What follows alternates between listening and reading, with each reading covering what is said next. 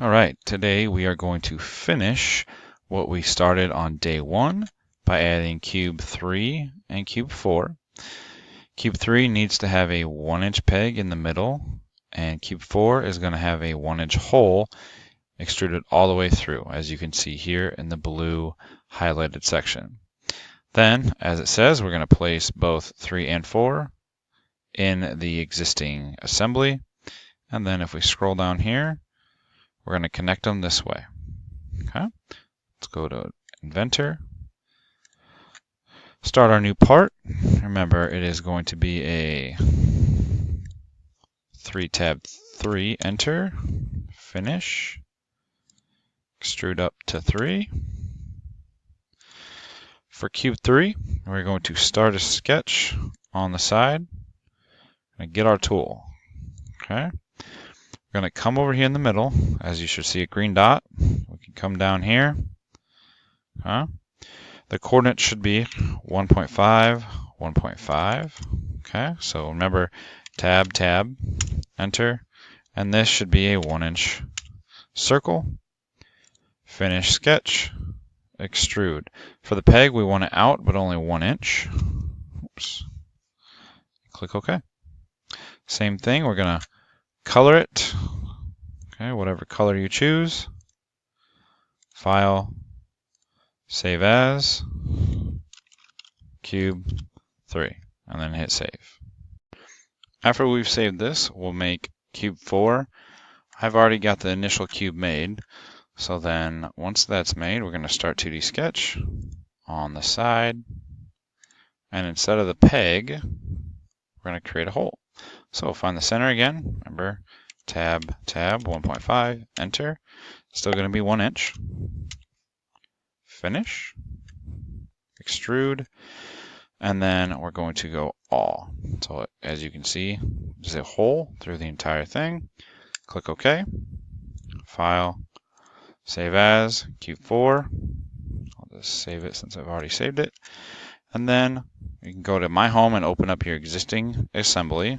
I've already got mine open. So we come in here, click Place, find cube 3. 1, 2, 3, 4, 5, 6. Go back up to place, find cube 4. 1, 2, 3, 4, 5, 6. And hit escape.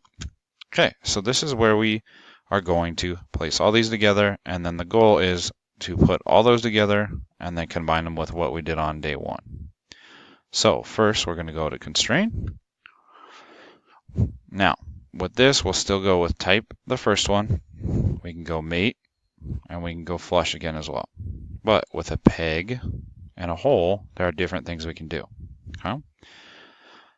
In order to get them lined up, we're going to have to scroll in a little bit. Notice the dotted line on the peg, dotted line on the hole as well. Okay, so we're going to choose mate, dotted line, to dotted line, apply, cancel. Now, obviously this program is not very logical, but as you notice, it can go in itself until we constrain it a different way. This one will rotate until we constrain it a certain way as well, okay, which is fine for now. So we go to constrain, we can either flush sides or we can mate sides as well, okay? So let's mate the edge. So edge to edge, apply, cancel, okay? So now these are both stationary, they won't go anywhere, okay? If you would like them to continue to rotate, what we could do is go to constrain, dotted line to dotted line, apply, cancel, okay? And we can go constrain, choose the face of the peg, rotate it, and that face, apply, cancel. Okay, now this will still rotate and not be stationary like that. Doesn't really matter. Later on in the trimester, we're going to do both. Okay, so however you feel you want to do it. Okay, the next thing, if I want to rotate a cube, once it's inside of itself, we can go constrain, constrain, apply, cancel. Okay, so say instead of, say I wanted to rotate that cube, I would go click on it, click free rotate, and just move it around. Right click OK.